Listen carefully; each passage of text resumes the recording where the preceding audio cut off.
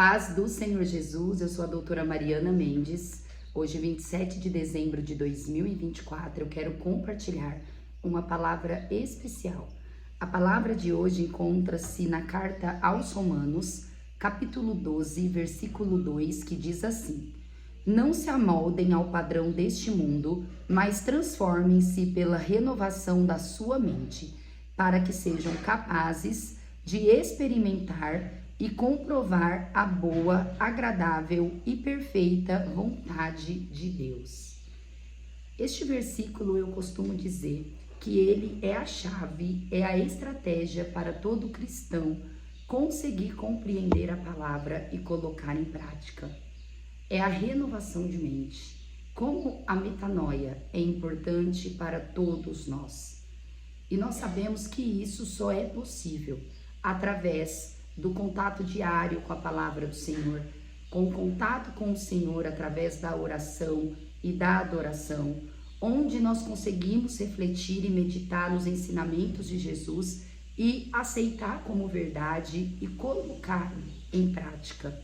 Nós precisamos ter a mente renovada para nós não sermos movidos por este mundo, pois diariamente nós somos bombardeados por influências mundanas, através de propaganda, através de rede social, através de comércio, através do ambiente em que vivemos, onde as pessoas querem nos impregnar com os modismos atuais, com o modo de agir totalmente contrário da palavra do Senhor.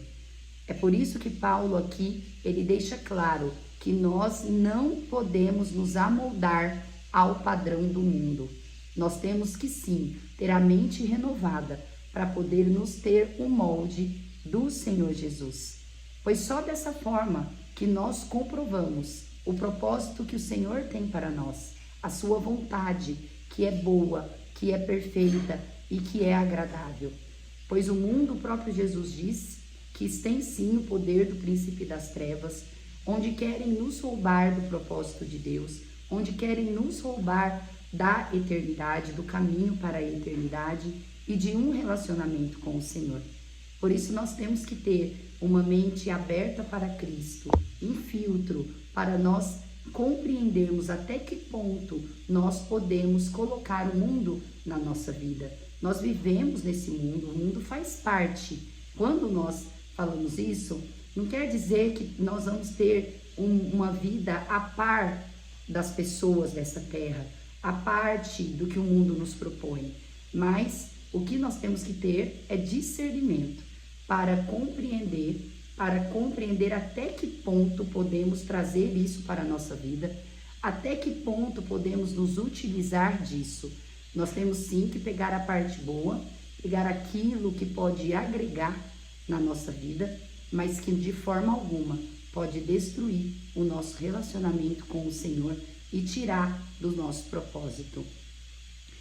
A meditação de hoje diz assim: quando nos preocupamos demais com o que as pessoas pensam, deixamos de nos preocupar o suficiente com o que Deus pensa.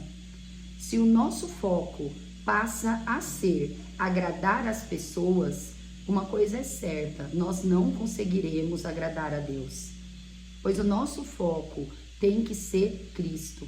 O nosso foco tem que ser agradar o nosso Senhor. E o Senhor, ele tem planos de bem para nós.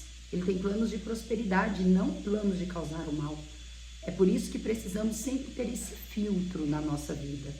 Tudo que as pessoas, tudo que o comércio, tudo que as redes sociais, tudo que a modernidade nos propõe, nós temos que compreender se isso é capaz apenas de agradar a nossa carne e as pessoas ao nosso redor, ou também se isso pode também agradar o Senhor. Pois se desagrada o Senhor, nós já sabemos que não vale a pena. E o caminho que essas escolhas nos levará não é um caminho de vida, não é um caminho de prosperidade, não é um caminho bom, perfeito e agradável, mas muitas vezes um caminho de morte.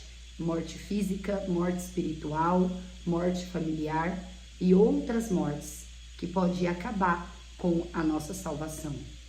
Que essa palavra possa edificar a sua vida e renovar ainda mais a sua mente, e tirar todas as escamas que pode ter nos nossos olhos.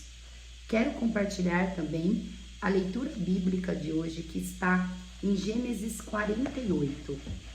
Em Gênesis 48 fala sobre a bênção de Jacó, sobre a vida de José, de Manassés e de Efraim.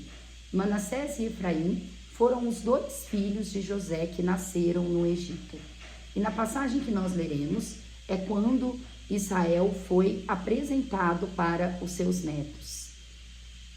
Como a vida de Israel edifica e nos ensina que a palavra do Senhor ela é verdadeira e ela não cai por terra. Uma vez lançada uma promessa do Senhor para as nossas vidas, independente das circunstâncias, independente do rumo que as coisas tomam, porque muitas vezes fogem do nosso controle, nós vemos que o Senhor ele sempre realinha e o cumprimento das suas promessas acontecem. E esse é um cumprimento da palavra de Deus na vida de Israel.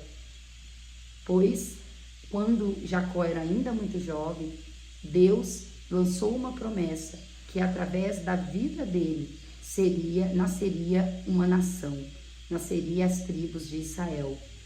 E para Jacó, até então, achando que José teria morrido, isso ficou meio obscuro.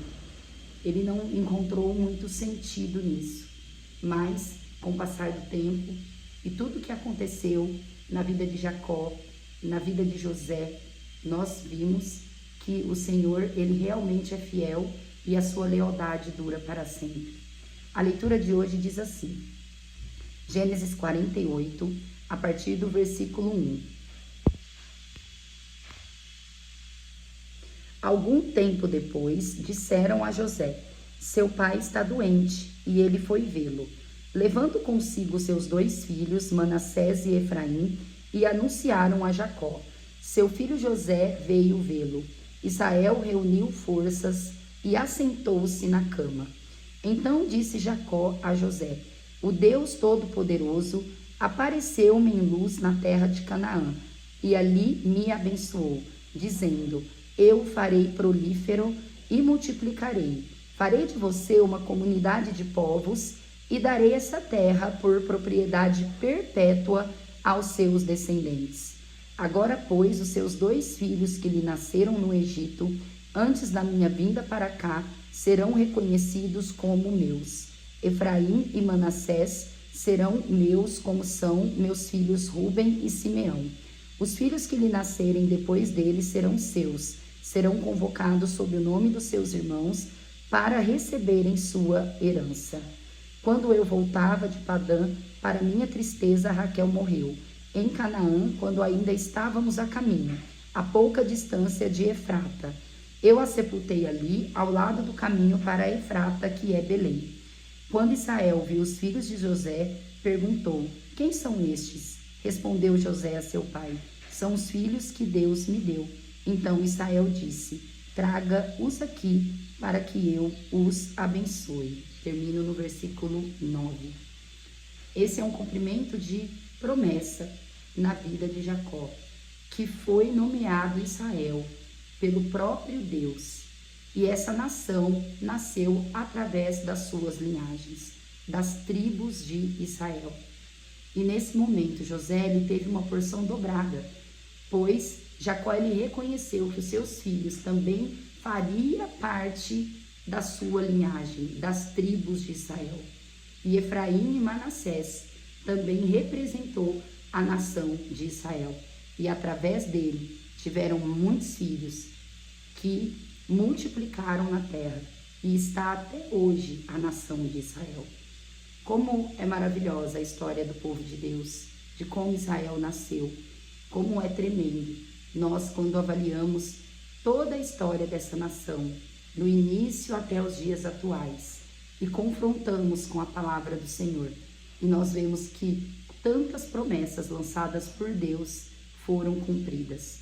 E a nação de Israel está aqui hoje, forte, fortalecida, vivenciando os problemas que sabemos que tem muitos, e está tudo sob o controle de Deus, mas a mão forte do Deus Todo-Poderoso está sob essa nação.